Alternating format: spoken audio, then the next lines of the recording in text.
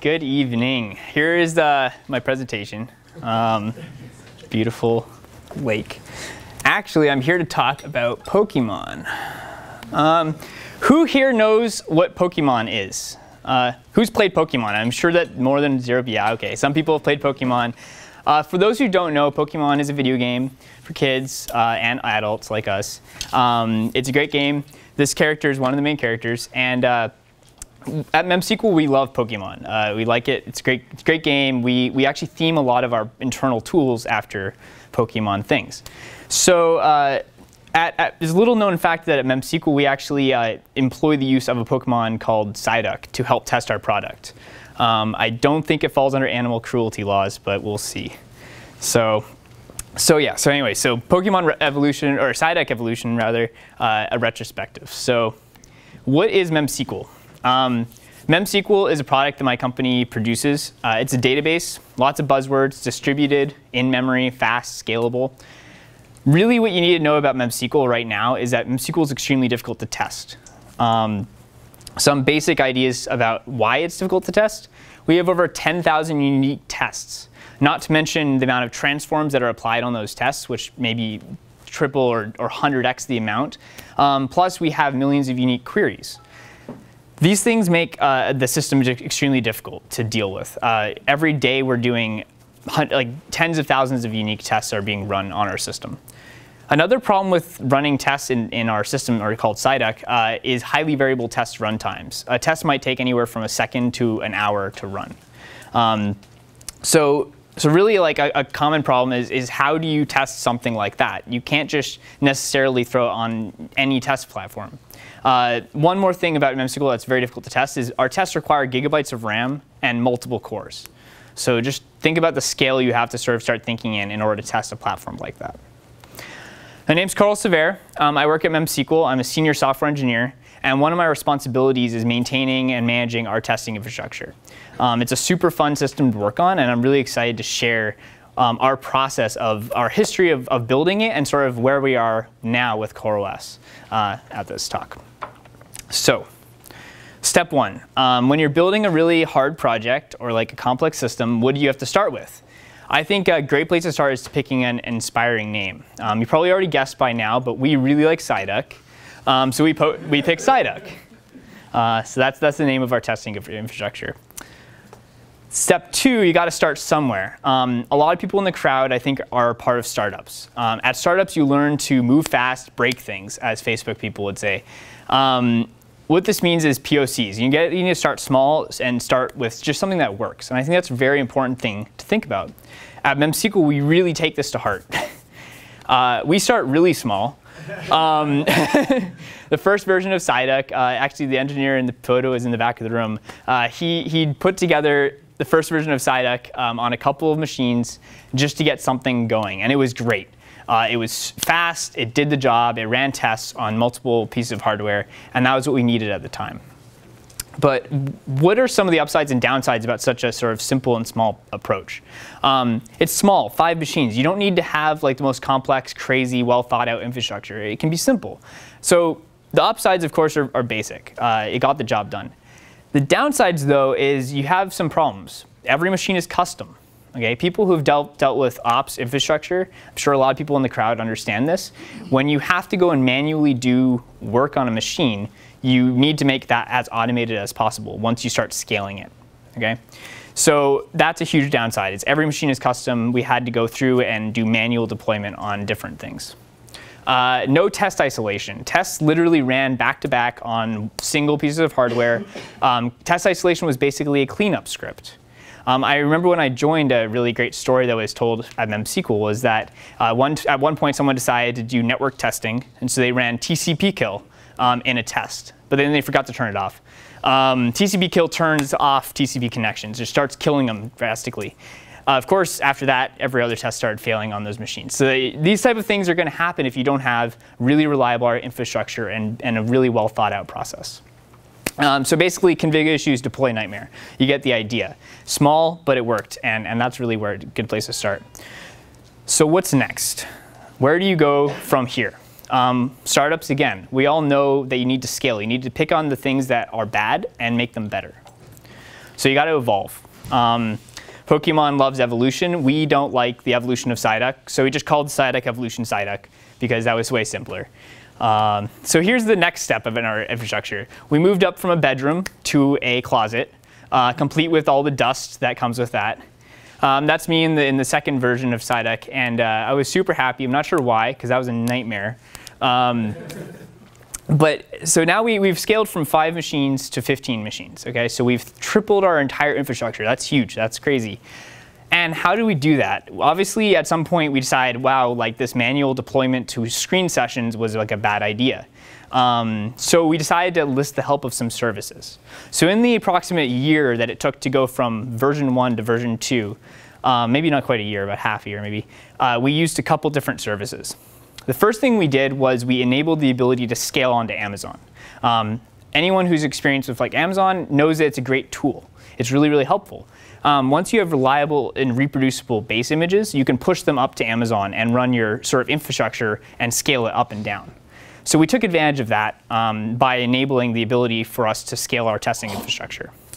The second thing we did is in-house on those machines, we decided to consolidate into a virtual machine infrastructure. Very, very simple. We used a tool called Eucalyptus, which basically allowed us to run virtual machines across all of our machines. Sort of weird play on words there. So virtual machines on all of our machines, and each of those virtual machines could run specific types of tests. So it was definitely an upgrade. The major upgrade was that we now had reproducible images that were running the tests. So that's really, really helpful. We used a lot of KVM, which was our main sort of virtualization stack, which I personally like. I know people are a Zen or KVM. KVM is the way to go. So what were upsides and downsides about this? So I think that the biggest upside was between sort of shared platform and test isolation. So shared platform allowed us to really burst. During a big production push where we'd be pushing out the next version of our product, we had to maybe push to 100+ machines on Amazon. We weren't able to scale that fast locally with our little 15 machine cluster. So that was definitely the first step. Some test isolation, that's pretty important. Test isolation in testing is about as important as you can get, because if you can't reproduce the thing, you can't find the problems. That's just basic. So some test isolation is super important. Now I will point out that we didn't have complete test isolation at this point because VMs are too slow to spin up and spin down. I think that's a lot of the reason why a lot of you guys are in this room right now. Everyone recognizes that there are flaws with the current sort of VM way of doing things, hence CoreOS. So we had some test isolation, not complete test isolation. We still had problems. A couple other problems that we had was that we were still running cleanup scripts, as I just said, not complete test isolation. And basically, we had fixed instance types. So our infrastructure wasn't dynamic, and that's a problem. Because what we had was we had small, medium, and large instances. Certain tests would only run on small instances, certain tests would only run on medium, and so on. If you had a queue of tests that were entirely destined for large instances, you may have to wait a while because it took too long to rebalance our infrastructure because it was running virtual machines. So these are some of the things just to think about. So what's next? You got to evolve harder. You got to take the things that aren't good and really figure out how to fix them. And this was the major sort of like inflection point of our project. This is what took us from, by the time we got done with the virtual machine, we had 60 machines in that closet. We were having actual power outages every couple days. I'm not kidding. It was awesome. But so we decided, what do you do when you start having power outages and you're pushing to the edge? A, you go to colo, and B, you need to change something fundamental about what you're doing. And so we moved to something new. Just a side note, I think you've already noticed that I mentioned that we like Pokemon, and we have a PSYDUCK theme. And a lot of our internal tools are Pokemon themed, just like in general. So what better to sort of be our next step in evolution than something that looks like a Pokeball? Obviously, CoreOS was a great fit for our team. So where we are now. We are finally at the scale that I'm really happy with. This is the scale where we can push new machines into the cluster without really worrying about how it's going to affect all the other machines. We have 107 machines in our cluster right now. We are at 7 terabytes of RAM. I mentioned at the beginning that MemSQL is a RAM-heavy system. Every single test requires gigabytes of RAM to run, and so we had to build an extremely complex and powerful infrastructure. Over 1,200 computing cores, and we run over 60,000 tests per day. That's an astronomical number. Like, it is just such a fun system to work with, and I can't imagine doing it without CoreOS. So why CoreOS? What did it allow us to fundamentally do better than we couldn't do with the other infrastructure? That's like the major thing to think about right now. So major improvements with CoreOS. It simplified our infrastructure drastically. We went from like a virtual machine-based system, and we simplified down to just images that ran on hosts and Docker registry. That was it. That was sort of the whole platform. And that's huge. Simple is good because you can scale simple. When you get complex, it gets harder to scale. So simple infrastructure was great. We finally achieved 100% test isolation. Every single test in our infrastructure now runs in a Docker container. That's 60,000 Docker containers running per day across 107 machines. That's awesome. All of those things are downloading gigabytes of data. Each of our tests weigh about 1.5 gigabytes, multiple Docker layers, so it's a little bit less work for the network. And we're uploading gigabytes and gigabytes of test output. A core file could potentially weigh over 5 gigs, depending on the amount of RAM in that test. So huge, huge infrastructure. And we were able to completely isolate it, which is just great.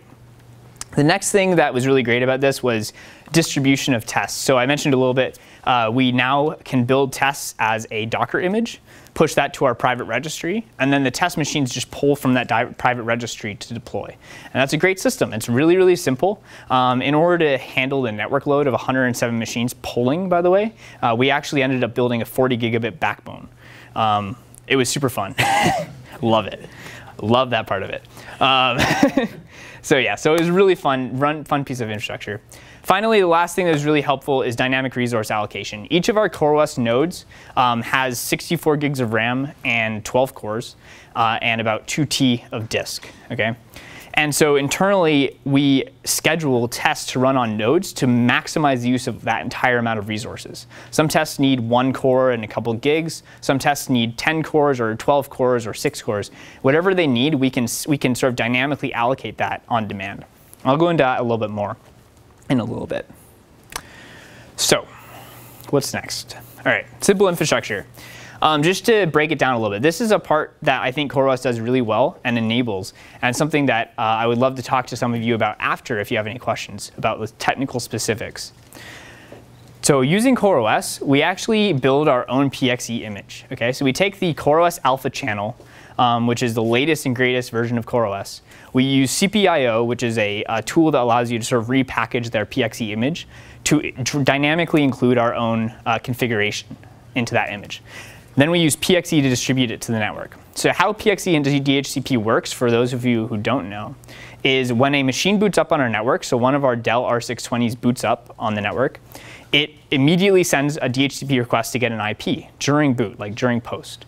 Well, actually during BIOS. Anyways. So it sends a DHCP request, and the DHCP server returns a DHCP response along with PXE metadata. The PXE metadata actually describes to the Dell machine, where do I download the image that I need to boot? And that's awesome. This is like the best thing ever for scaling infrastructure. Not to mention CoreOS weighs like 100 megs or something like ridiculous like that. It's great. So basically, this is the deploy process. If I want to deploy a new build, I reboot one of the machines, test it, and then I reboot the rest, and it's done. That's all I have to do.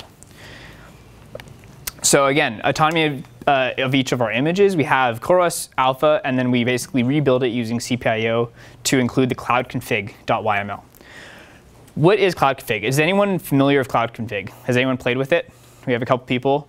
It's pretty awesome. I really, really like it. I think it's a great feature to add, and CoreOS has done a really good job with it.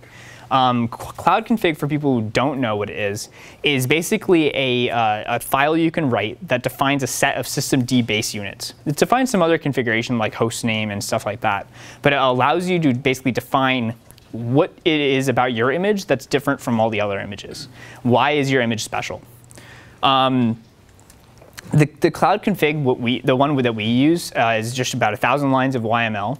And what it does is it spins up our testing scheduler. And the testing scheduler is a Docker container that runs on the image or the machine itself and schedules tests to be run. It does a couple other really cool things, which I'd love to talk to you about, but it's a little bit more technical than I want to get into for this talk. So we can talk about it after. Test isolation. So I think you got a bit of this earlier, but just to really cement in the benefits of test isolation and how we achieve it. Each test host, which is running CoreOS, basically runs a program that we call Switchman, which is a scheduler. Switchman is a very simple Python application that looks at a queue of things and decides, how do I take items off that queue in order to best fill my resources? And so the algorithm is very simple. It's just sort of like a first come, first serve algorithm. But it does a really good job of making sure that we're using 99% of resources at all times. So if you look at the test cluster right now down on Spear Street in Harrison, you would see like almost all of our cores almost at 100%. And that's really great. That's what you want to have with your test cluster. You want to like push it to the edge. So this is basically the loop that each of our test CoreOS machines are in. And if they ever have a problem with this loop, we just literally unplug them and plug them back in. I mean, it's as easy as that. They boot back up, they reset themselves, and CoreOS ensures that they're completely reproducible, which is perfect. Test distribution. So really great to see Docker Enterprise. I think it's a really good addition to the CoreOS family, and with Deis, I'm not sure how to pronounce that. It's really cool to see that the Docker community is investing in sort of private, behind the firewall solutions. I think that's really good. We have built our own solution, which is actually very similar to what you guys were demoing today. Basically, what it allows an engineer at our company to do is to take a Git patch, which is just like a diff between 2 points, submit that patch to a queue, the build queue, which is then pulled off by a builder, built into a Docker container or a Docker image, and then pushed to our private registry. So this happens transparently to the user, and it happens within a couple minutes. So it's very, very fast.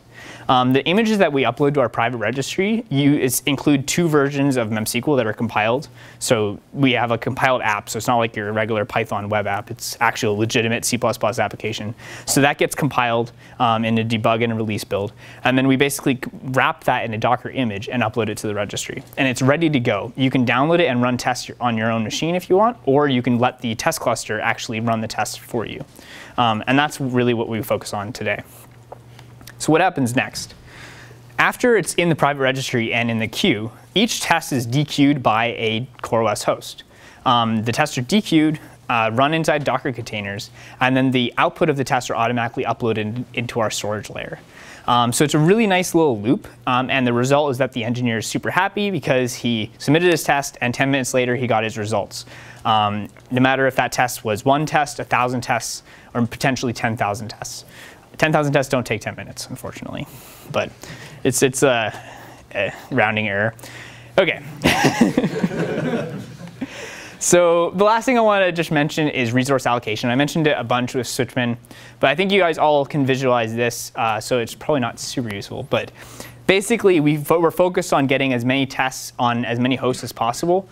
And the cool thing, the reason why this is really a lot better than our old system using virtual machines is that in the old system, we could only launch n parallel large tests, n parallel medium tests, and n parallel small tests. And that sucked because if you had a queue full of large tests, then you had to wait for there to be space on the large test servers. Now we basically can just dynamically allocate. If we have a ton of large tests, then each of the hosts are running maybe 2 large tests in parallel. That helps out a lot. So really, really, really great to have.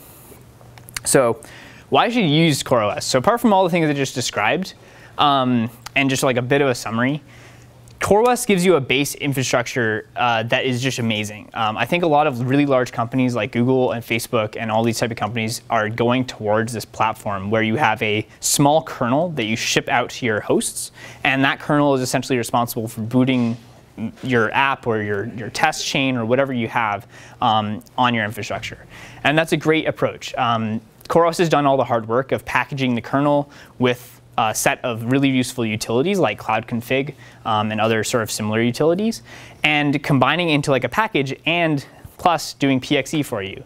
I don't know if anyone in here has tried doing PXE images from scratch, but it is terrible and I don't recommend it, and never do it ever. Use CoreOS instead, because that's the hardest thing ever. So not recommended. So definitely CoreOS with PXE images, it's just very, very helpful. And then finally, I think like from an attitude perspective, CoreOS has like a Docker first approach. They're very, very focused on making sure that people think about how you can deploy infrastructure using containers, as opposed to the classic sort of run it in screen session and hope it doesn't crash. And I think that's a really, really important sort of attitude change that I think is really, really great. So just to recap, to sum it all up. So we started out with going over the POC test system at MemSQL. That was the proof of concept, get it done, and it worked great, and it scaled to a point. Of course, there are downsides with something like that. Your downsides include test isolation and config issues. Basically, that's what you have to focus on. The next step of our evolution was basically going to a virtual machine test system, and that was great. It really, really helped us scale. We actually scaled from about 5 machines to about 60 machines using that, and that was great. But of course, we still had test isolation issues, and we hit scaling problems once we hit the upper limit of that due to inter-node communication. And then also additionally, with virtual machines, you pay a performance impact with each virtual machine, which is really not great. I don't like that aspect. Finally, we went to CoreOS, and now we have essentially a 100% isolation, which is perfect for test infrastructure, and we have dynamic resource allocation, among other features that I described. So that's where we are right now. CoreOS is a great system. PSYDUCK is a really fun project to work on, and MemSQL is a really hard program to test. So yeah, so that's pretty much all I have for this talk, but I'd love to have any questions or talk about some of the slides in more detail if anyone's interested.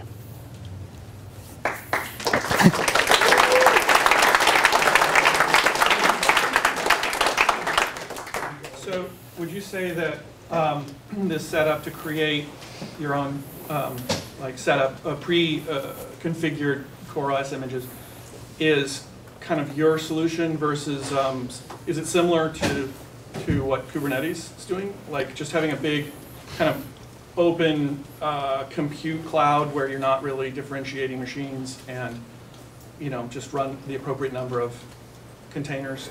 Kind of. So our solution was more focused on having a base image, like a CoreOS base image, that could spin up just our software specifically, and then that would then spin up a couple of test runners on that host. Solutions like Kubernetes and Fleet and things like that, where you're more thinking about the infrastructure as a single layer that you can then spawn machines on, I think would be another approach of building solving the same problem. But our solution was taken from a very bottom-up approach. When we started working on this infrastructure on CoreOS, that was before Fleet was even really a thing, before Kubernetes was known about. And so at that time, we looked at it from a perspective of how do we get our software running, some base layer software running on each of the hosts as fast as possible, and then spinning up containers on top of that sort of base layer that we produced. So I guess it's like a difference between focusing on a single machine versus focusing on a layer as a whole. I think that both approaches are very, very useful. Yeah, does that answer your question? OK, great. Any other questions? Was there a specific reason for repackaging the CoreOS images with your cloud config? So I originally attempted to go with the network-based solution to this. So CoreOS supports at PXE boot time basically downloading a cloud config from the network. The reason why I decided to go with repackaging is I tried that solution, and at the time, again, this was a while ago, it could have been changed, but at the time, there was race conditions with networking. So it would try to download the image, and potentially the network stack hadn't launched at that time. So by packaging the sort of cloud config into the image itself, at boot time, I immediately start doing work. There's no wait. Immediately, I'm reformatting drives, I'm allocating resources, and I'm downloading the switchman as soon as the network comes up. So it definitely, from our perspective, it works out. The goal was 100% reproducibility. If I run it twice, I want the exact same output. And that was the best way to do it. Any other questions? Oh, yeah. So how long does it take from booting your machine to actually running a test? So I actually recently got 30 more machines in our cluster, which is why when I first announced this talk, it was going to be 77 machine cluster, and now it's 107 machine cluster.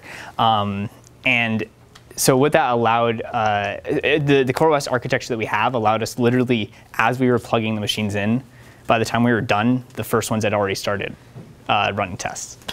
I don't think I've ever seen infrastructure scale like that. Like that was sort of a magical moment. Just like, wow, I'm literally in the process of provisioning hardware, and by the time I'm done, these guys are already testing. So I'm not sure. I haven't timed it exactly, but it's under a couple minutes. Yeah. Any other questions?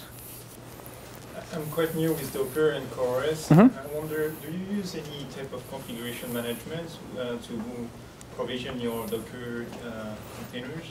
So with Docker, one of the really big advantages I think there is the ability to essentially distribute your configuration. Rather than the old school approach of having a host and pointing your Puppet or Chef or any of these Salt Stack or whatever at your host and having it provision it dynamically for you, with Docker, you basically build a container, you save the container state, and then you just run the container later. And it includes all the configuration sort of built in. Post boot, you very rarely in a container are ever going to post boot, you're ever going to change the configuration on a running container. It's sort of just the difference in the architecture. Does that make sense? Yeah. Okay, yeah. So it's a little bit different way of mind sort of thinking about it. Any other questions? Or I think maybe one more. Okay. Were you hitting those race conditions on iPXE or Pixies? PXE. Yeah, it was just networking stack race conditions. They're probably fixed by this point, but it was safer just to. It's actually very simple to repackage. It's 3-line bash script. So. Cool. I'm all done, out of time, but thank you all for coming. And if you have any questions, talk to me after.